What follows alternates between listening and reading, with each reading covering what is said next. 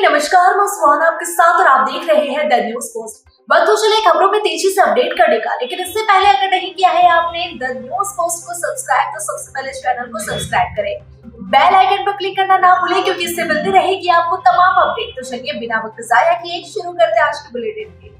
झारखंड में मुख्यमंत्री मैया सम्मान योजना की चर्चा हर तरफ है। सरकार सम्मान देने की बात कर रही है, लेकिन अब युवाओं को 4,000 रुपए देने की मांग सदन में विधायक जयराम महतो ने उठाई है। इस मांग के बाद अब कई विधायकों ने उनका समर्थन किया। भाजपा विधायक शशि भूषण मेहता ने कहा कि झारखंड में मैया को सम्मान दिया जा रहा है, ठीक है, लेकिन युवाओं के लिए भी भैया योजना लाया जाए जिससे युवा को भी सम्मान मिले। वहीं जयराम महतो ने कहा कि युवा घर की रीढ़ होते हैं, सबसे ज्यादा मेहनत करते हैं, घर चलाते हैं, मानसिक यातना झेलते हैं, कॉलेज में समय बीतता है। ऐसे युवाओं को 4,000 रुपए कम से कम सरकार देने का काम करे। जब जयराम महतो से सवाल किया गया कि पैसे कहां से आएंगे, इस पर उन्होंने कहा कि जैसे मैया को दिया जा रहा है, ठीक वैसे ही भैया को सरकार पैसे दे। झारखंड विधानसभा बजट सत्र के दौरान कई मुद्दे गर्म है। सभी विधायक अपने अपने क्षेत्र के मुद्दे सदन में उठा रहे हैं। इसी बीच विधायक जयराम महतो राज्य के जटिल मुद्दों को सदन में उठा रहे हैं। उन्होंने सुनील महतो मर्डर केस की एनआईए जांच कराने की मांग विधानसभा में की है। शून्यकाल के दौरान जयराम महतो ने सदन का ध्यान इस ओर खींचा, मांग किया कि सुनील महतो की हत्या की निष्पक्ष जांच होनी चाहिए।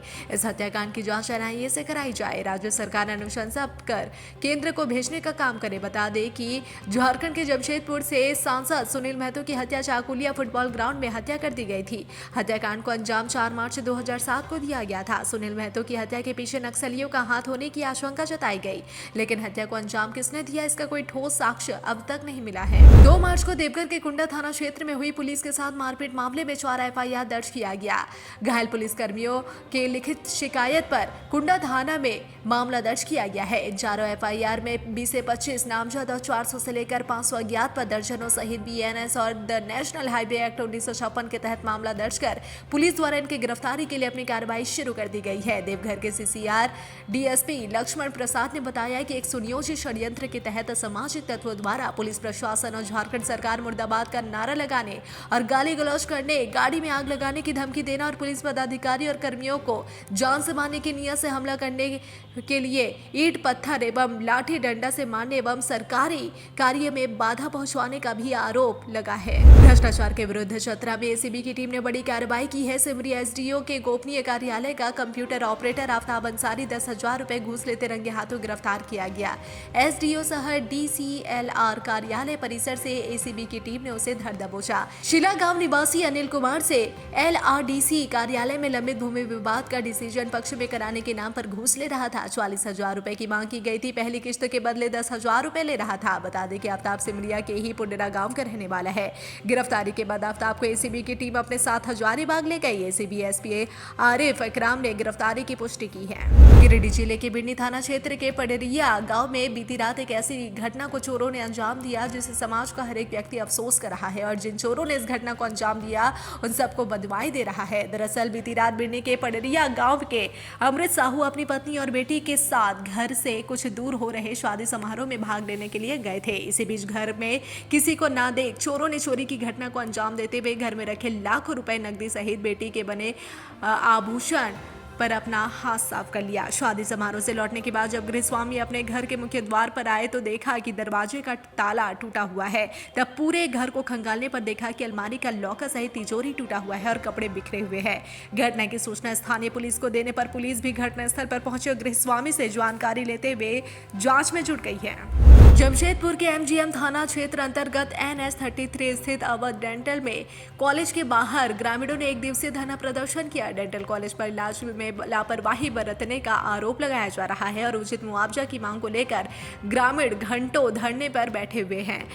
ग्रामीणों का कहना है कि डेंटल कॉलेज द्वारा एक व्यक्ति का दांत उखाड़ा गया जिसके बाद उस व्यक्ति को कैंसर हो गया। वहीं लोगों ने बताया कि इलाज के बाद ही पीड़ित व्यक्ति कैंसर के अब लास्ट स्टेज में पहुंच चुका है, जिसके बाद ग्रामीण उग्र होकर धरना पर बैठ गए। उनका साफ कहना है कि अगर डेंटल कॉलेज इसका इलाज का खर्च नहीं देता तो ग्रामीण अपने खर्च से इसका इलाज करवाएंगे और कॉलेज पर कानूनी कार्रवाई करेंगे। धनबाद में भी एयरपोर्ट हो जिससे यहाँ के लोग आसानी से कहीं भी यात्रा कर सके, एयरपोर्ट से सीधी उड़ान सेवा मिले।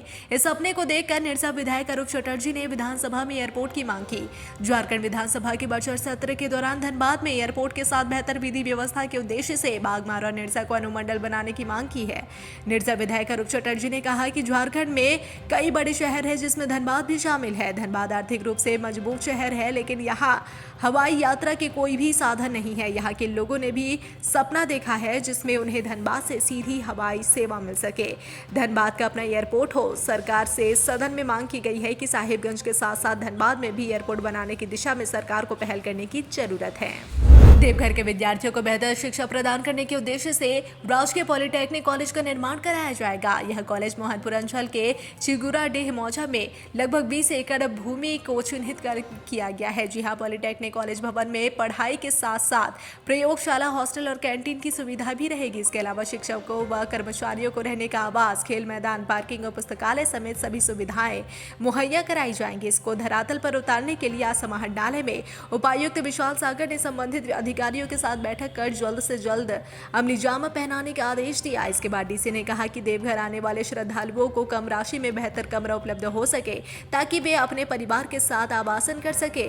इसके लिए मोहनपुर अंचल में ही एक कम बजट का होटल का निर्माण कराया जाएगा। होटल 1 एकड़ में 3 घरा मौजा में बनेगा। उपायुक्त विशाल सागर ने बताया कि यह होटल अन्य व्यावसायिक होटल की तुलना में किफायती और उच्च स्तरीय सुविधाओं से युक्त होगा। इसके लिए भी उपायुक्त न संबंधित अधिकारियों को आवश्यक दिशा निर्देश भी दिया गया है। विधानसभा के बजट सत्र में विधायक अरूप चटर्जी ने परिवहन क्षेत्र में काम करने वाले ड्राइवर, खलासी, मिस्त्री, हेल्पर को एक योजना लाकर इनकी जिंदगी को सुरक्षा देने की मांग की है।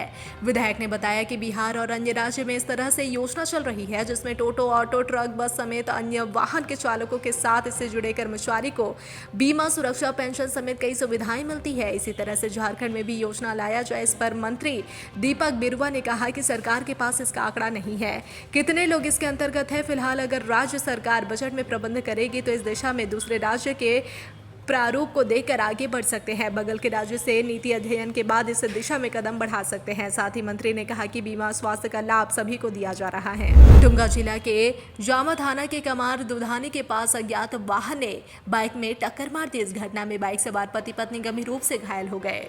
गंभीर रूप से घायल दंपति को इलाज के लिए दुमका के फुलोझानो मेडिकल कॉलेज अस्पताल लाया गया, जहां डॉक्टर ने पत्नी को मृतक घोषित कर दिया, जबकि इलाज के दौरान देर रात पति की भी मौत हो गई। झारखंड मुक्ति मोर्चा ने 3 जिलों कमेटी का गठन कर दिया है। इसमें साहिबगंज, गोड्डा और पाकुड़ शामिल है। केंद्रीय कमेटी की ओर से आदेश जारी कर दिया गया है जिसमें जिला अध्यक्ष, उपाध्यक्ष, सचिव और कोषाध्यक्ष के नाम पर मुहर लगाई गई है। इसमें साहिबगंज जिला अध्यक्ष अरुण कुमार सिंह को बनाया गया है। वहीं उपाध्यक्ष मुजम्मिल हक और संजीव समूह हेम्ब्रम, सचिव सुरेश टूडू, कोषाध्यक्ष सुरेश शाह। इसके अलावा गोड्डा के प्रेम नंदन कुमार को जिला अध्यक्ष की कमान दी गई है। वहीं उपाध्यक्ष मुन्ना खुर्शीद, सचिव वासुदेव सोरेन, कोषाध्यक्ष महेंद्र राव पाकुड़ जिला में, अध्यक्ष एजाजुल इस्लाम, उपाध्यक्ष हरवंश चौबे और समद अली, सचिन, माइकल मुर्मू, कोषाध्यक्ष बाबू को बनाया गया है। जमशेदपुर में गर्मी के दस्तक होते ही बागबेड़ा, गोविंदपुर और परसुडीह में जल संकट गहराता ही जा रहा है।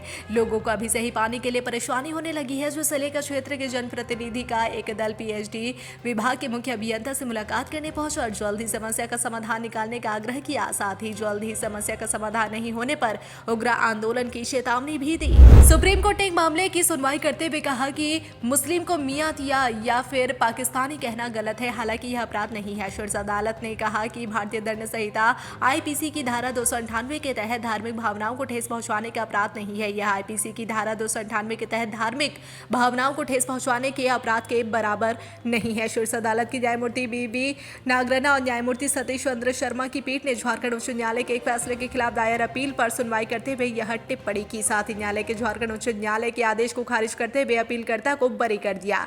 अदालत ने कहा कि अपीलकर्ता पर सूचक को मियां और पाकिस्तानी कहकर उसकी धार्मिक भावनाओं को ठेस पहुंचाने का आरोप है। निसंदेह यह कथन अनुचित है, लेकिन यह किसी भी तरह से सूचक की धार्मिक भावनाओं को ठेस पहुंचाने के बराबर नहीं है। न्यायालय ने झारखंड उच्च न्यायालय के आदेश को खारिज करते हुए इस मामले में भारतीय दंड संहिता की धारा 298 के तहत आरोपी व्यक्ति को बरी कर दिया। गढ़वा जिले के मेराल थाना पुलिस ने गुप्त सूचना के आधार पर एक होंडा कार से भारी मात्रा में अवैध अंग्रेजी शराब के साथ 2 युवकों को पकड़ा है। पकड़े गए दोनों युवक को न्यायिक हिरासत में गढ़वा भेज दिया गया है। उक्त जानकारी सीडीपीओ नीरज कुर्बान ने प्रेस वार्ता के दौरान दी। जी हां, सीडीपीओ ने बताया कि मंगलवार की सुबह 4 बजे एसपी को गुप्त सूचना मिली थी कि एक कार में महंगी शराब तस्कर के लिए ले जाई जा रही है। सूचना पर एक छापेमारी दल का गठन कर थाना गेट के सामने NH-75 पर लगाया गया। कुछ ही देर में काले रंग का होंडा कार थाना के सामने से तेजी गति से भागने लगा, जिसे छापेमारी दल द्वारा पीछा कर पकड़ लिया गया। जब कार को चेक किया गया तब कार में भारी मात्रा में शराब बरामद की गई। सीडीपीओ ने बताया कि महंगी